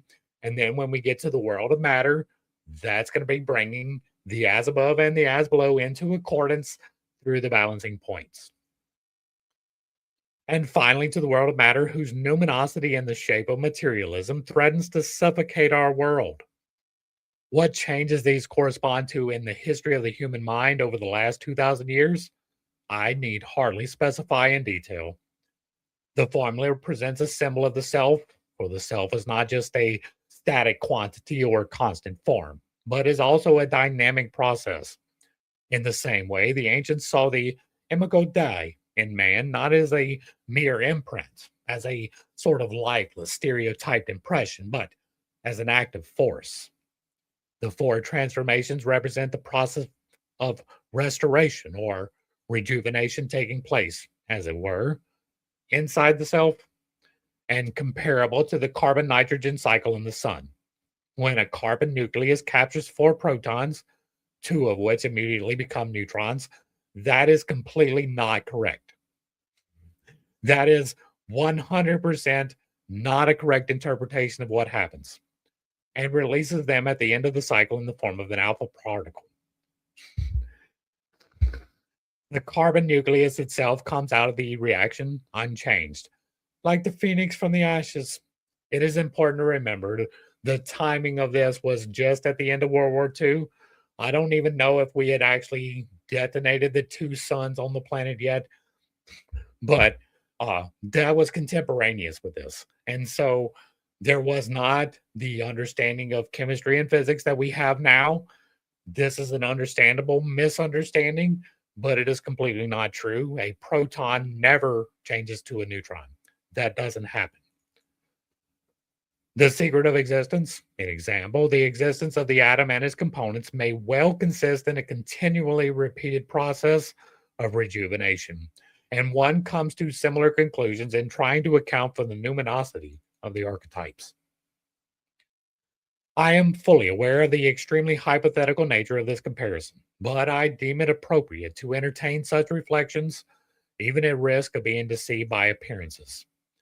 Sooner or later, nuclear physics and the psychology of the unconscious will draw closer together, as both of them, independently of one another and from opposite directions, push forward into transcendental territory, with one, the concept of the atom, the other, with that of the archetype. Those are not necessarily inseparable. The analogy with physics is not a digression, since the symbolical schema itself represents the descent into matter and requires the identity of the outside with the inside. Psyche cannot be totally different from matter, for how otherwise could it move matter? And matter cannot be alien to psyche, for how else could matter produce psyche? Psyche and matter exist in one and the same world, and each partakes of the other. Otherwise, any reciprocal action would be impossible. If research could only advance far enough, therefore, we should arrive at an ultimate agreement between physical and psychological concepts. Our present attempts may be bold, but I believe they are on the right lines. Mathematics, for instance, has more than once proved that its purely logical constructions, which transcend all experience, subsequently coincided with the behavior of things. This, like the events I call synchronistic, points to a profound harmony between all forms of existence. Since analogy formation is a law, which to a large extent governs the life of the psyche, we may fairly conjecture that our, to all appearances, purely speculative construction is not a new invention, but is prefigured on earlier levels of thought. Generally speaking, these prefigurations can be found in the multifarious stages of the mystic transformation process, as well as in the different degrees of initiations into the mysteries. We also find them in the classical as well as Christian trichotomy, consisting of the pneumatic, the psychic, and the hylic. One of the most comprehensive attempts of this kind is the 16-fold schema in the book of Platonic Tetralogies. I have dealt with this in detail in psychology and alchemy and can therefore limit myself here to the basic points. The schematization and analogy formation starts from four principles. 1, the work of nature. 2, water. 3, composite natures. 4, the senses. Each of these four starting points has 3 stages of transformation, which, together with the first stage, makes 16 parts in all. 8 times 2, you say? But besides this fourfold horizontal division of each of the principles, each stage has its correspondence in the vertical series. This is another Latin chart I'm not going to read. This table of correspondences shows the various aspects of the opus alchemicum, which was also bound up with astrology and the so-called necromantic arts. This is evident from the use of significant numbers and the invocation or conjuring up of the familiar spirit. Similarly, the age-old art of geomancy is based on a 16-part schema. The 4 central figures, consisting of sub or super iudex, and the 2 testes. 4 neopotes, grandsons, 4 sons, 4 mothers. The series is written from right to left. These figures are arranged in a schema of astrological houses, but the center that is empty in the horoscope is replaced by a square containing the 4 central figures. Athanasius Kircher produced a quaternary symbol that is worth mentioning in this connection. I'm not going to read this one, right? It is, well, hold on. The one, the first monad, God, root of all things, simplest understanding, divine essence, divine exemplar. I am in agreement with that. Two, the second monad, 10th, duality, spiritual world, intelligence of the angels, composition of the one and the other. An example from opposites. With the exception of the angels, I agree with that. Three, 10 to the second power is 100 or tertia monas. Hekantonadike, the anima, and intelligentsia. Uh, the third monad, 100th soul intelligence. Okay, that is the determining act. I am in agreement with that. Four, the quartomonas is the fourth monad, the 1000th. All concrete things, body, final, and concrete unfolding of unities. That would be the earth, and that is going to be the return to the cell, the source, right? That is going to be the source reiterated. So, not necessarily fully correct, but close. Kircher comments that whereas the senses affect only the body, the first three unities are objects of understanding. So, if one wants to understand what is perceived by the senses, this can only be done through the mind. Everything perceived by the senses must therefore be elevated to reason, or to the intelligence, or to absolute unity. When in this way we shall have brought back the absolute unity back to the infinitely simple from all perceptible, rational, or intellectual multiplicity, then nothing more remains to be said, and then the stone too is not so much a stone as no stone, but everything is the simplest unity. And even as the absolute unity of that concrete and rational stone has God for an exemplar, so likewise its intellectual unity is the intelligence. You can see from these unities how the perceiving senses go back to reason, and reason to intelligence, and intelligence to God, where in a perfect cycle that is found the beginning and the consummation. That Kircher should choose the lapis as an example of concrete things and of God's unity is obvious enough in the terms of alchemy, because the lapis is the arcanum that contains God, or that part of God which is hidden in matter. Kircher's system shows certain affinities with our series of quaternios. Thus, the second monad is a duality consisting of opposites, corresponding to the angelic world that was split by Lucifer's fall. Another significant analogy is that Kircher conceives his schema as a cycle set in motion by God, as the prime cause and unfolding out of itself, but brought back to God, again through the activity of human understanding, so that the end returns once more to the beginning. This, too, is an analogy of our formula.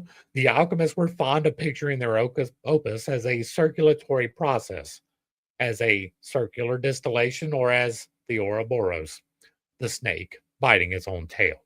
And they made innumerable pictures of this process, just as the central idea of the Lapis Philosophorum plainly signifies the self, so the opus with its countless symbols illustrates the process of individuation, the step-by-step development of the self from an unconscious state to a conscious one.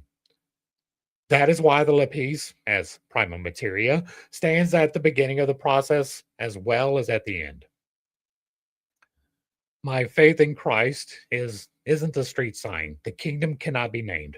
Keep singing as long as you have faith that you will find what you have, seeking for the King of Kings. Truth, light.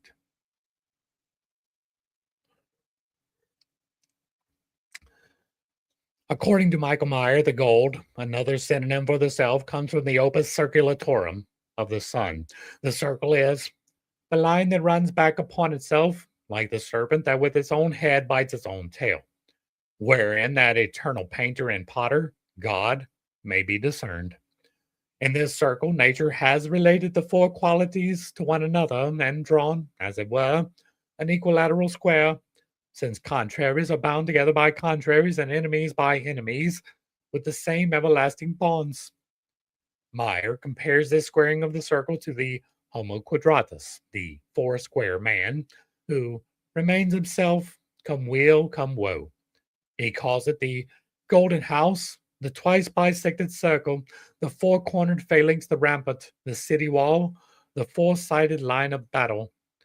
This circle is a magic circle consisting of the union of opposites, immune to all injury. Independently of Western tradition, the same idea of the circular opus can be found in Chinese alchemy. When the light is made to move in a circle, all the energies of heaven and earth, of the light and dark, are crystallized. I agree, says the text of the Golden Flower. We have read through the Golden Flower, and there is very good information to be contained in that. There is a playlist for that. The Greek words, the circular apparatus that assists the circular process, is mentioned as early as Olympiodorus. Dorn is of the opinion that the circular movement of the physiochemist comes from the earth, the lowest elements, for the fire originates in the earth and transforms the finer materials and water into air, which, rising up to the heavens, condenses there and falls down again. But during their ascent, the volatilized elements take from the higher stars male seeds, which they bring down into the four matrices, the elements, in order to fertilize them spagirically. This is the circular distillation, which Rupesisa says must be repeated 1,000 times. The basic idea of ascent and descent can be found in the Tabula Smaragdina, and the stages of transformation have been depicted over and over again, above all in the Ripley Scroll and its variants. These should be understood as indirect attempts to apprehend the unconscious processes of individuation in the form of pictures. And that is going to bring us to the end of that, and we will be back with the conclusion tomorrow. Hopefully, I brought a little bit of enlightenment and not too much confusion to a series of somewhat difficult concepts. I understand that I hold some unconventional beliefs, and I do have a tendency to step on toes when I relay those. It is not intentional, but it is not something that I apologize for. There will be significantly more work on the circulation of opposites coming from me personally, but if you are interested in the process by which you can clarify yourself, that you can take control of the powers of the Holy Spirit, yes, that is not a blasphemous thing to say, in order to perform miracles, both upon yourself and in the outer world, I have a couple of books that can help you with that. The first one, the series of unconventional beliefs, is me detailing the process by which I learned how to do it. And then the second one is really the synthesis of those things into more technical terminology, applying it to the Mysterium Conjunctionis, which I do consider the green stone to be the completion of. The green stone that is represented there is the philosopher's stone. I have created it. I have created the elixir of life. That does not mean that I am going to live forever. If any of that is confusing, pick up the books or watch the playlist. I don't have a whole lot to wrap up here, right? We have gone through it. We're almost done with Aion. We will be back tomorrow with the conclusion, and then that's a wrap. Then we are moving forward into alchemy writ large. We are going to be diving into the terminology. We will be talking about the process. I'm going to be doing presentations, hopefully standing up if I can make my mic work and all of that, in order to get prepared to bring this out into the world, right? My goal is to bring this into live situations, not just somebody watching it on the video, but me speaking in front of crowds. That is incredibly terrifying for me, right? That is one of the areas that still holds a little bit of anxiety in my life. And it's one that I'm going to have to burn through. And so that is the goal. That is where this is leading. That is what is going to happen.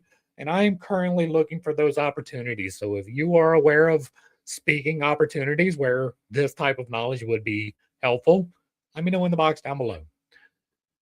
If you have found value, I ask that you do all the wonderful things. Give me a like, a share, a follow, throw me a comment, whether you agree or disagree with anything that is stated. If it is put in the box and it remains respectful, it gets to remain up.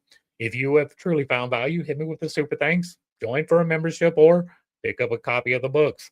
You don't have to buy them. They are available for free in the playlist link down below. Awesome, brother. Thank you for the love and encouragement. Love you. Love you, guy. I love you back. Much love. To the crew, thanks for hanging out. I appreciate every single minute that you are here with me, and I am praying for you every single day.